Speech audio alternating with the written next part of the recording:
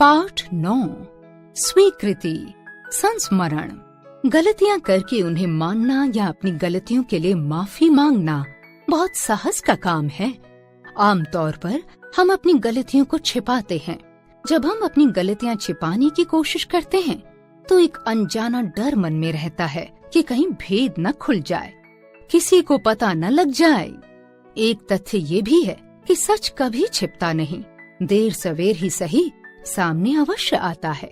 यदि इस तथ्य को मानकर हम स्वयं अपनी गलतियों को स्वीकार कर लें तो मन को शांति मिलती है और आत्मविश्वास भी बढ़ता है। ऐसी ही घटना एक बार विद्यालय में घटी थी।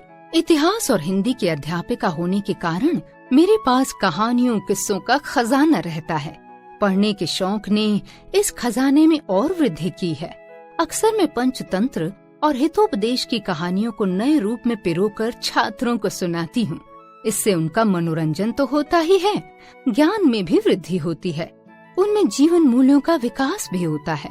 जब रोज रोज अच्छी बातें सुने तो स्वतः वो आचरण में शुमार हो जाती हैं। विद्यालय में प्रथम सत्रीय परीक्षा चल रही थी। परीक्षा से पहले छात्र छात्राओं ने खूब मेहनत की थी। प्रत्येक विषय से संबंधित समस्याओं का अध्यापकों द्वारा समाधान किया गया था। कक्षा में 8-10 विद्यार्थी ऐसे थे कि उनमें प्रथम स्थान को लेकर प्रतिस्पर्धा होती थी। सरस्वती माँ ने उन बच्चों पर अपना भरपूर प्यार लुटाया था। कुछ विद्यार्थी सिर्फ पास होने के लिए पढ़ते थे। मयंक भी उन्हीं में से था। किसी तरह पास हो जाता था। वैसे तो वो बड़ा शांत और आज्ञाकारी विद्यार्थी था, परंतु पढ़ाई में औसत ही था।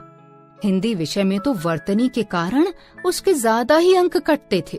इस बार परीक्षा के बाद मयंक कुछ कटा कटा सा रहता था। वो अध्यापिका से नजरें मिलाकर बात नहीं कर पा रहा था।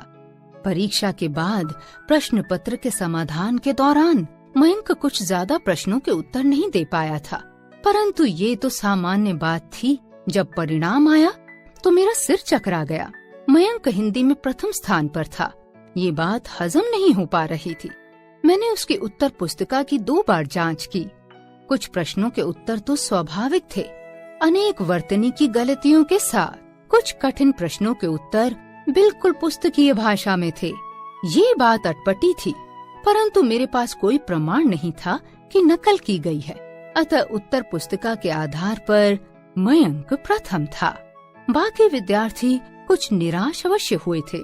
मैं जानती थी कि किसी भी प्रकार हुई हो, नकल तो अवश्य की गई है। मुझे किसी भी प्रकार सच का पता लगाना था ताकि आगे उस बच्चे का अहित न हो सके। आज यदि वो नकल के सहारे प्रथम आएगा तो वो बिल्कुल मेहनत करना बंद कर देगा। इस प्रकार जब उसे नकल का सहारा नहीं मिलेगा तो वो फेल हो जाएगा। मैंने बच्चों की खुसर पुसर को समाप्त करते हुए कहा, आप लोग इतने हैरान क्यों हैं? मयंक ने इस बार बहुत परिश्रम किया है। ये उसकी मेहनत का ही परिणाम है कि वो प्रथम आया है। जो मेहनत करेगा वही प्रथम आएगा। इसके बाद घंटी बज गई तो मैंने मयंक को कहा, मयंक तुम मुझे स्टाफ रूम में मिलो। वो बहुत डरते डरते मेरे पास आया। मैंने पूछा, मयंक क्या तुम कुछ बताना चाहते हो? मयंक की आंखों में आंसू आ गए। मैंने कहा, बेटा डरो नहीं, निडर होकर कहो। मयंक कांपते हुए बोला, मैडम जी मैंने 4 प्रश्नों की नकल की थी। मैं नकल लेकर आया था। मेरी सीट सबसे पीछे कोने में थी और छिपाकर मैंने लिख लिया। इसलिए तुम उसी दिन से आत्मग्लानि से भरे हुए हो। बेटा गलत कार्य नहीं करना चाहिए। गलत कार्य से सफलता मिल भी जाएगी तो वो स्थायी नहीं होगी। जब भी अपनी गलती का एहसास हो जाए तो उसे मान लेना चाहिए। मुझे संतुष्टि है कि तुम्हें अपनी गलती का एहसास है। मैडम मैं आगे से कभी नकल नहीं करूँगा। सॉरी मैम, मुझे माफ कर दो प्लीज। मेरे पापा को ये बात मत बताना। मैंने उसके सिर पर हाथ रखते हुए कहा, डरो नहीं, तुमने अपनी गलती स्वीकार की है। मुझे खुशी है कि तुम अपनी गलती सुधारना चाहते हो। मैं किसी को कुछ नहीं बताऊंगी। अब मयंक के मन पर से बोझ उतर गया। वो अब शांत और सामान्य महसूस कर रहा था। उसे अब डर नहीं लग रहा था। वो अच्छा महसूस कर रहा था। अब वो सच में परिश्रम करने लगा था जिससे कि वो अपने परिणाम को सुधार सके। मयंक का ये परिवर्तन सहपाठियों के लिए तो हैरान करने वाला था, परंतु मेरे लिए ये एक सुखद अनुभव था। अब मयंक को देखकर कुछ और औसत बच्चे भी परिश्रम करने लगे। मयंक ने अपनी गलती से सबक लिया था।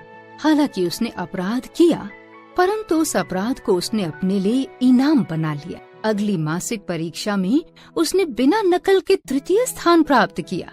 इस बार वो सचमुच बहुत खुश था। मैं भी खुश थी। अब उसकी सफलता पर किसी को संदेह नहीं था। उसका परिणाम सबको स्वीकार था।